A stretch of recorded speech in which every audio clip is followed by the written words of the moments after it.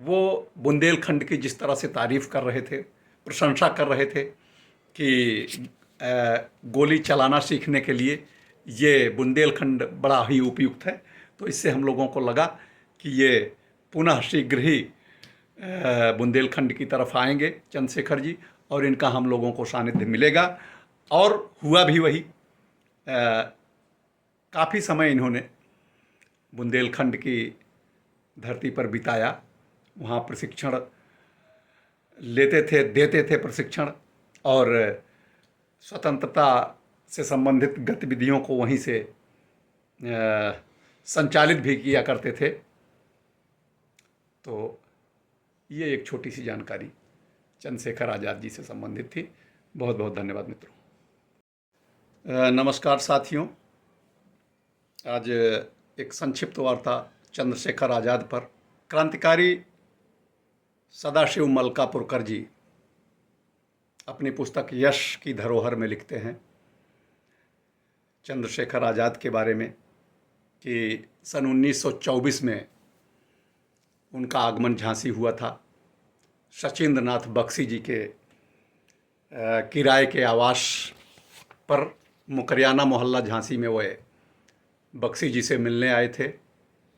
18-19 वर्ष की उम्र रही होगी उस समय चंद्रशेखर आज़ाद जी की, और पहली बार मैंने उन्हें वहीं देखा था। वो कहते हैं कि उनकी तेज़ी और फुर्ती को देखते हुए दल के लोग उन्हें क्विक सिल्वर कहते थे।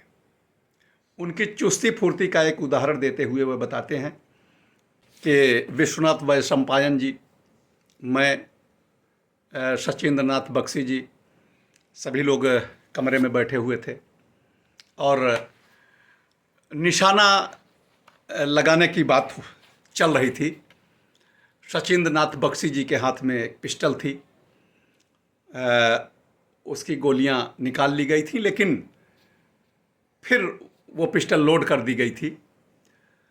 निशाना लगाने की बात उसी कमरे में ही हो रही थी, और बात करते करते बख्शी जी की उंगली अचानक ट्रिगर पर चली गई।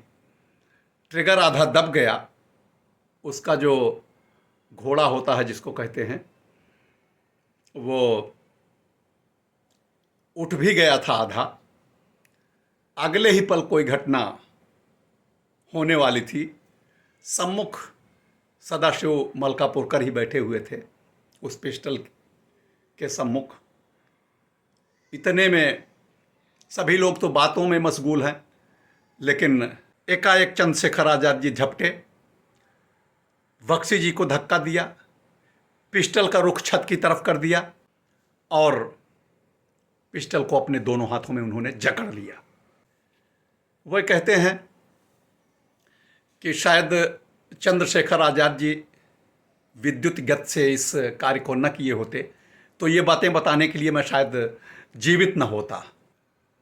बख्शी जी सकपका गए और आज़ाद जी ने पिस्टल को अनलोड करके उसे ठीक करके रख दिया। उसके बाद आज़ाद जी ने मुझे गौर से देखा, यानी सदाशिव मलकापुरकर जी कहते हैं कि आज़ाद जी ने मुझे गौर से देखा कि ये लड़का घबरा तो नहीं गया है। उन्होंने एक प्रकार से उनका परीक्षण भी किया, अंदाज़ा लगाया कि सदाशिव के चेहरे का भाव कहीं फीका तो नहीं पड़ गया है, चेहरे का रंग उड़ तो नहीं गया है।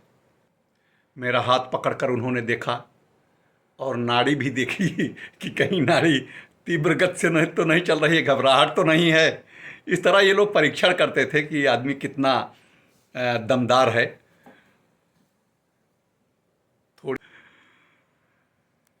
थोड़ी सी ही दिक्कत आने पर कहीं टूट तो नहीं जाएगा।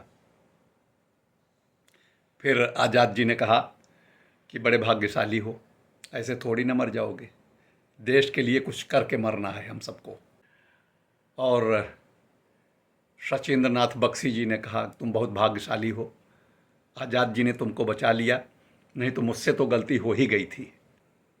और इस प्रकार सदाशिव मलकापुरकर जी ने उनकी तेजी और फुर्ती का ये एक उदाहरण प्रस्तुत किया था। वो कहते हैं कि वो 1-2 दिन रुके, उसके बाद फिर चले गए थे। जिस काम से आए थे वो अपना काम करके वापस चले गए। वो बुंदेलखंड की जिस तरह से तारीफ कर रहे थे, प्रशंसा कर रहे थे कि गोली चलाना सीखने के लिए ये बुंदेलखंड बड़ा ही उपयुक्त है, तो इससे हम लोगों को लगा कि ये पुनः शीघ्र ही बुंदेलखंड की तरफ आएंगे चंद्रशेखर जी, और इनका हम लोगों को सानिध्य मिलेगा। और हुआ भी वही। काफ़ी समय इन्होंने बुंदेलखंड की धरती पर बिताया, वहाँ प्रशिक्षण लेते थे, देते थे प्रशिक्षण, और स्वतंत्रता से संबंधित गतिविधियों को वहीं से संचालित भी किया करते थे। तो ये एक छोटी सी जानकारी चंद्रशेखर आज़ाद जी से संबंधित थी। बहुत बहुत धन्यवाद मित्रों।